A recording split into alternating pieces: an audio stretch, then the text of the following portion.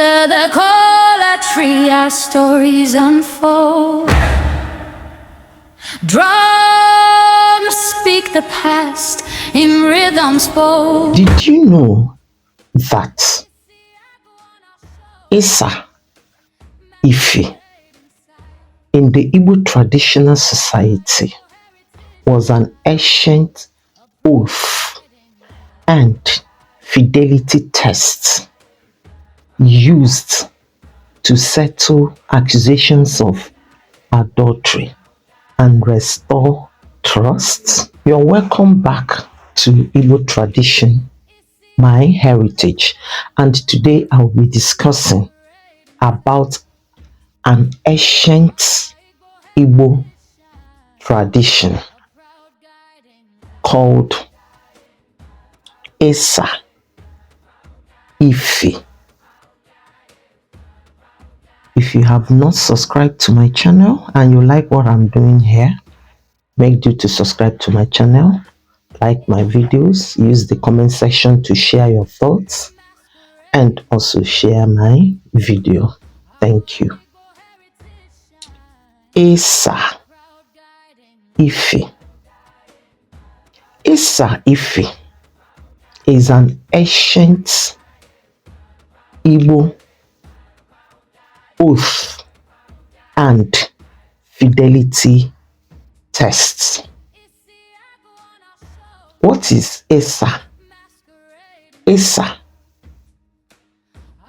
means to answer.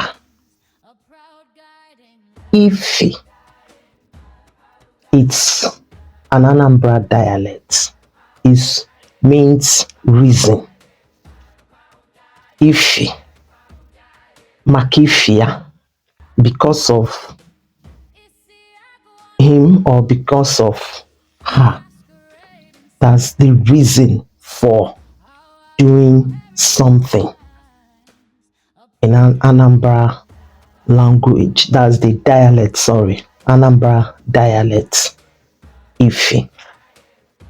So, Isa Ifi, like I said at the beginning of the video, was an ancient Igbo tradition of oath and fidelity test.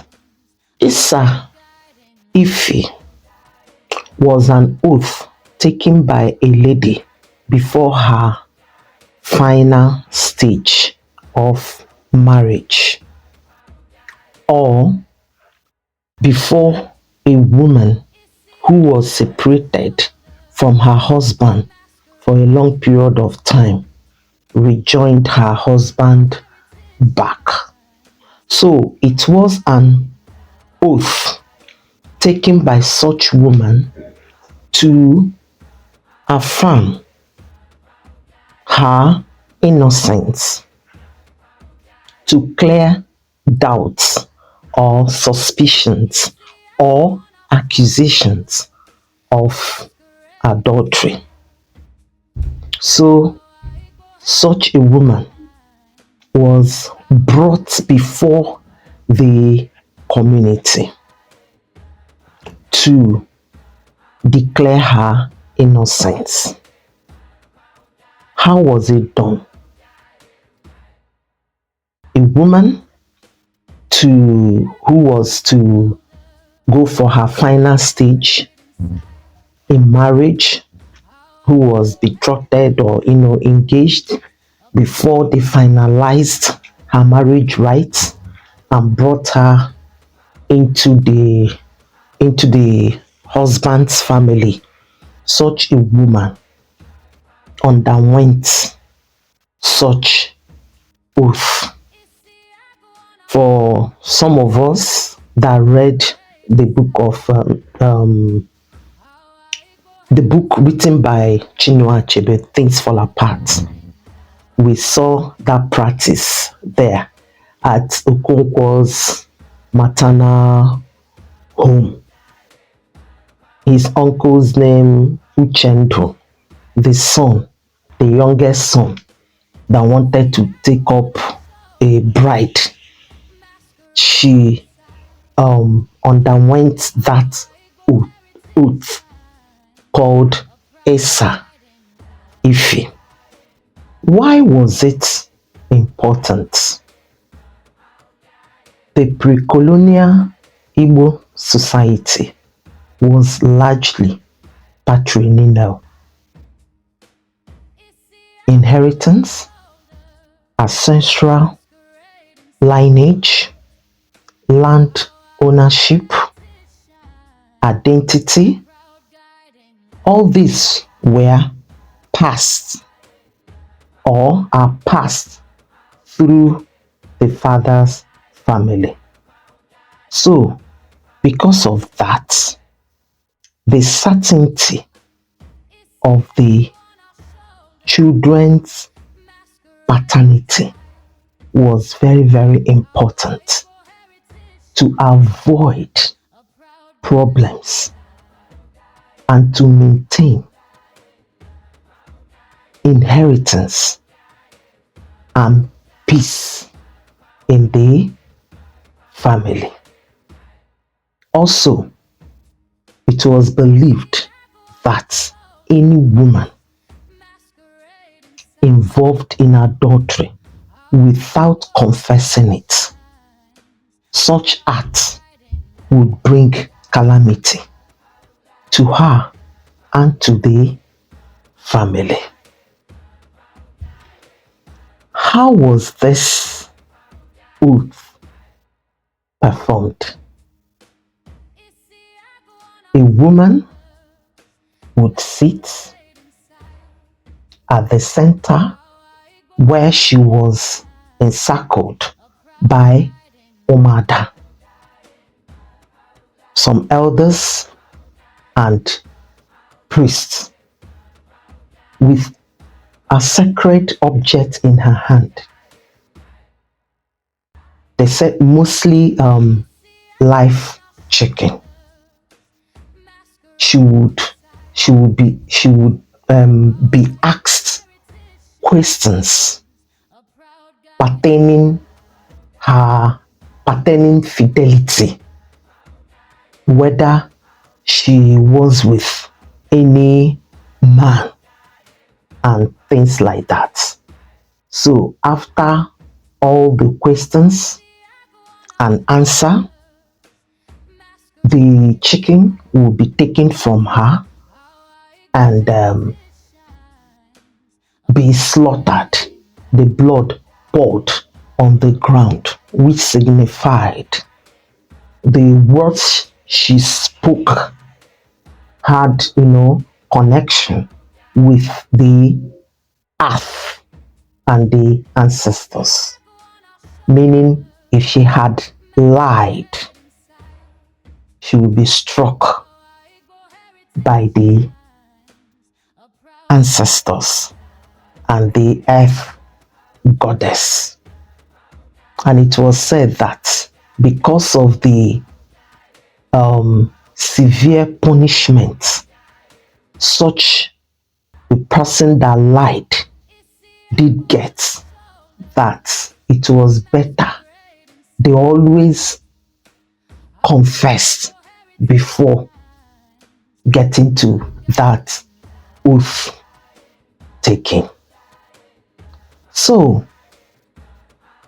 Isa Ifi was entirely a marital test for fidelity, as the name is Ifi. Ifi, that's an Anambra dialect, and that practice was majorly practiced by the Anambra people, the ancients. They were called Omambala, nothing like Anambra. So the Omambala people and some Anioma and the Anioma people, Onitsha.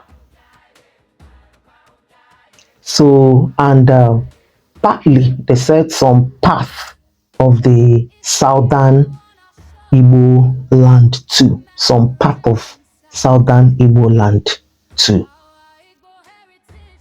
Those were the communities that practiced it because it was not a universal Igbo practice, in as much as every community had a way they did their own thing or oath taking. But this one was majorly practiced by the Omambala people, the Anioma people, and some parts of the southern Igbo. So that is it on Isa Ifi, an oath that was used to checkmate the fidelity of Igbo women during the ancient time. Oh, what? And I want to ask, how many women would want to take such oath in this our present generation? I know you will say, how about the men? The men had their own secret societies. When I say secret societies, not as in secret societies, the mentality that you people have. Like the monk court was a secret society. They had their taboos. The Anso, the Ozo institution had Eze. So the men belonged to institutions that had their own taboos. So it's not as if the men were above the law. But for that, it was for the women. And I ask again, if this tradition is to continue in this present day generation, how many women, a lady about to, that being engaged, about to marry, for her marriage rights to be finalized, would be confident enough to take such oath, or a woman that was separated from the husband and trying to come back, how many will be confident and will be bold with their full chest take such oath? Well, my people, this is where I will be drawing the curtains on Igbo tradition, my heritage. To see you in my next video. Under the cola tree, our stories unfold. Draw